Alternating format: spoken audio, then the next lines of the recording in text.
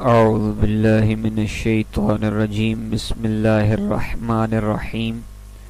سبق نمبر 3 باب ناصرہ ینصر کی خاصیات کے حوالے سے ہے۔ اس کی کل 17 خاصیات ہیں، 17 خاصے ہیں۔ تعمل، موافقت، اتخاذ، تدریج، کثرت ماخذ، اطعام ماخذ، الباس ماخذ، قطع ماخذ، اعطاء ماخذ، سلب ماخذ، درب ماخذ، بلوغ، تطلیہ، مطاوعت، سرورت، طلب ماخذ، دفع ماخذ۔ سب سے پہلا ہے تعمل۔ تعمل کہتے ہیں جیسے قلس سبیو، یعنی ماخذ کو عمل میں لانا۔ قلس سبیو، بچے نے گلی پھینکی۔ قلتن ماخذ ہے گلی، مدلول ماخذ ہے گلی۔ تو پھینکا کیا ہے؟ گلی کو پھینکا ہے، تو گلی یعنی ماخذ کو عمل میں لایا ہے۔ اس کے بعد ہے موافقت۔ موافقت کا معنی ہے ایک باب کا دوسرے باب کے ہم معنی ہونا، یعنی باب ناصرہ جو ہے یہ درج ذیل ابواب کی موافقت کرتا ہے، یعنی ہم معنی ایک ہی معنی میں ہونا۔ باب جو ہے ایک ہی معنی میں ہونا، دو ابواب کا ایک جیسا معنی ہونا۔ تو اب پہلی صورت یہ ہے کہ موافقت باب سامعہ و کارما و دارابا، یہ سامعہ، کارما اور دارابا کے ساتھ موافقت کھاتا ہے۔ جیسے آثرا زیدن، آثرا زیدن، آثرا زیدن، تینوں افعال کا معنی ہے زید گرا۔ آثرا کا معنی بھی گرنا ہے، آثرا کا معنی بھی گرنا ہے، اور آثرا کا معنی بھی گرنا ہے۔ پہلا باب سامیہ سے، اور آثرا جو ہے باب کاروما سے، اور آثرا جو ہے یہ باب دارابا سے ہے۔ تینوں ابواب کی ایک ہی معنی ہے۔ اس کے بعد ہے موافقت افعال۔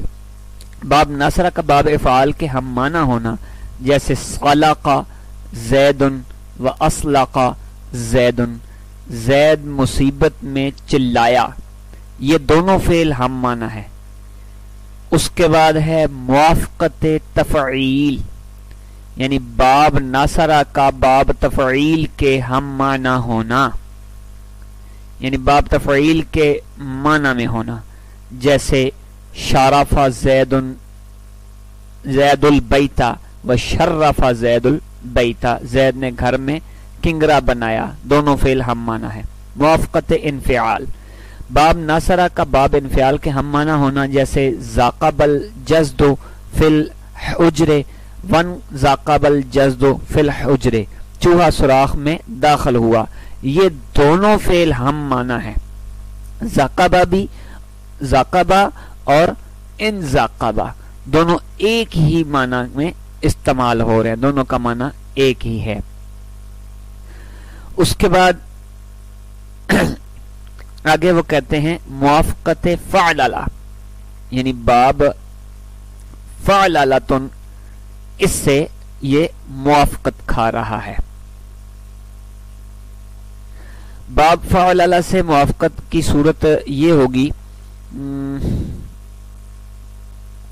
یہ پچھلی مثال کے اندر بھی آپ نے جس طرح دیکھا نا، پچھلی مثالوں میں دونوں موافقت کھا رہے ہیں، تو یہاں بھی یہی صورتحال ہوگی۔ باب فعللہ کے اندر موافقت کی صورت یہ ہوگی کہ باب ناصرہ کا باب فعللہ کے ہم معنی ہونا۔ مثلا قرص زید و قرصب زید، زید نے کاٹا، دونوں باب ہم معنی ہے، قرص بھی اور قرصب۔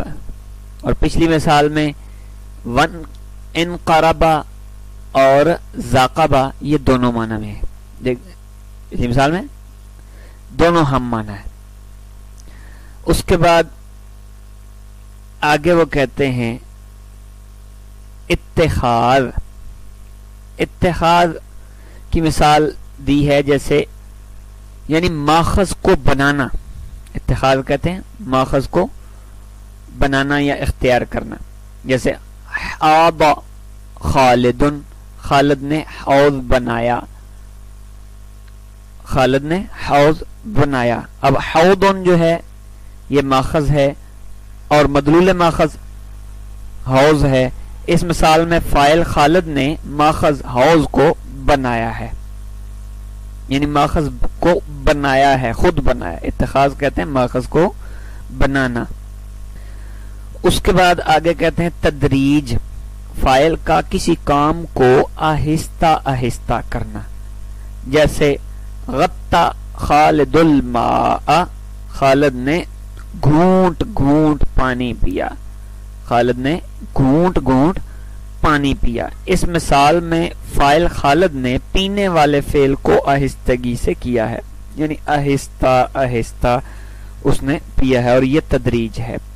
اس کے بعد ہے کثرت ماخذ، کثرت ماخذ کہا ہے کہ ماخذ کا کثیر تعداد میں ہونا، جیسے غسل مکان، مکان کثیر کوڑا کرکٹ والا ہو گیا، غثاء کوڑا کرکٹ کو کہتے ہیں۔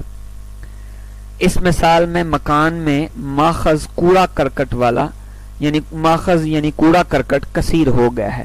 اس کے بعد ہے اطعام ماخذ، یعنی کسی کو ماخذ کھلانا، جیسے عسل زید بکرن، زید نے بکر کو شہد کھلایا، عسل ماخذ ہے اور مدلول ماخذ شہد ہے۔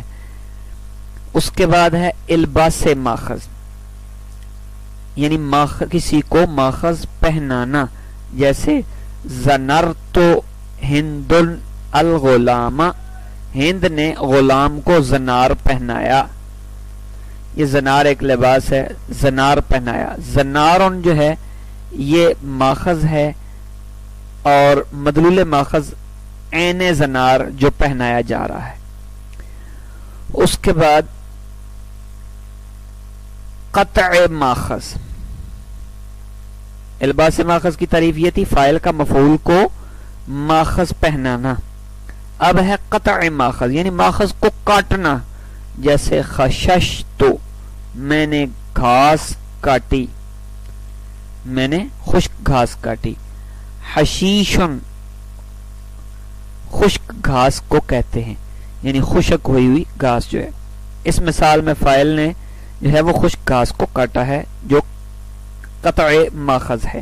اعطاء ماخذ، یعنی کسی کو ماخذ دینا، عزمت الکلب میں نے کتے کو ہڈی دی، عزم ہڈی ہے اور ہڈی جو ہے وہ کتے کو دی ہے۔ فاعل یعنی ذات نے مفعول یعنی کتے کو ماخذ یعنی عزم کا مدلول یعنی ہڈی دی۔ تو آپ نے نوٹ میں پڑھا تھا کہ جہاں بھی ماخذ ہوگا وہاں مدلول ماخذ مراد ہوگا۔ آگے ہے سلب ماخذ، جیسے قشر زید بیضۃ،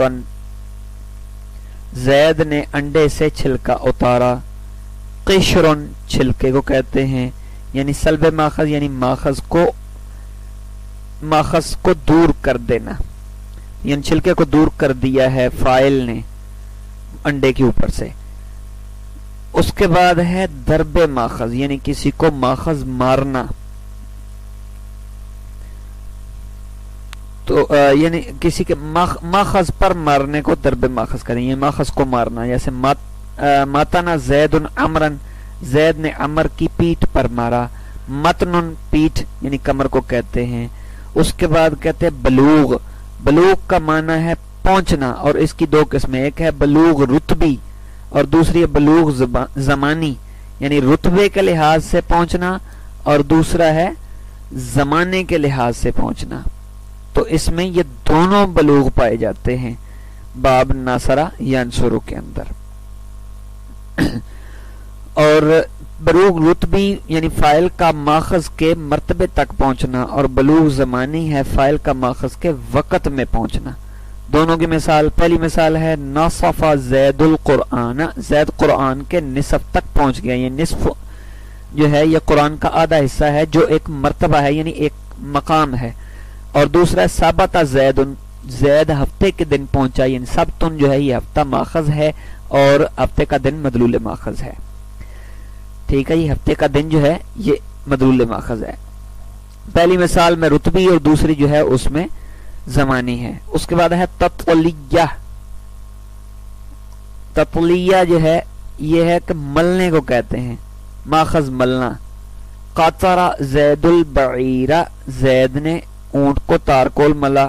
قطران ماخذ ہے اور مدلول ماخذ ہے. تارکول مطاوعت افتعال یعنی باب ناصرہ کے باب افتعال کو اس غرض سے لانا تاکہ معلوم ہو کہ باب ناصرہ کے فاعل نے اپنے مفعول پر جو اثر کیا مفعول نے اس اثر کو قبول کر لیے. مطاوعت کے لیے آتا ہے, یہ وضاحت کرنے کے لیے آتا ہے پہلے فعل کی, جیسے سا بکر زیدن فاستاز زیدن. ٹھیک ہے جی. اب یعنی بکر نے زید کو غمگین کیا پس وہ غمگین ہو گیا. بکر نے زید کو غمگین کیا پس وہ غمگین ہو گیا. یہاں پتہ چل گیا ہے کہ زید غمگین ہو گیا, دوسرے فعل نے وضاحت کر دیا. آگے ہے سیرورت. سیرورت یہ ہے کہ یعنی ماخذ والا ہونا. بابا زید للامیر, زید میرا دربان یعنی صاحب باب ہو گیا, دروازے والا. بابن دروازے کو کہتے ہیں. طلب ماخذ یعنی ماخذ طلب کرنا. جدا زید عمرن, زید نے عمر سے عطیہ طلب کیا, یعنی جدوا عطیہ کو کہتے ہیں. اس کے بعد آگے آتا ہے جی دفع ماخذ یعنی ماخذ کو دور کرنا. بازق زید, زید نے تھوکا یعنی بازقہ تھوکنے کو کہتے ہیں. اس مثال میں فاعل زید نے ماخذ یعنی تھوک کو دور کیا ہے. دفع ماخذ دور کرنا ہوتا ہے, سلب ماخذ ہوتا ہے الگ کرنا. دوسری یہ دونوں کا معنی دور ہی ہے, لیکن ایک ہے اپنے سے دور کرنا, ایک ہے تھوڑا سا آگے. ٹھیک ہے جی. اس کے بعد کہتے ہیں باب ناصرہ ینصرو کی خصوصیات سے ایک مشہور خاصہ مغالبہ بھی ہے, چنانچہ شرح شافعی ابن حاجب میں ہے ومما یختص بہذا الباب. تو یہ شافعی ابن حاجب والے جو ہیں وہ یہ بات بیان کرتے ہیں کہ اس کا باب ناصرہ ینصرو کا خاصہ مغالبہ بھی ہے, یعنی غلبہ پانا بھی ہے.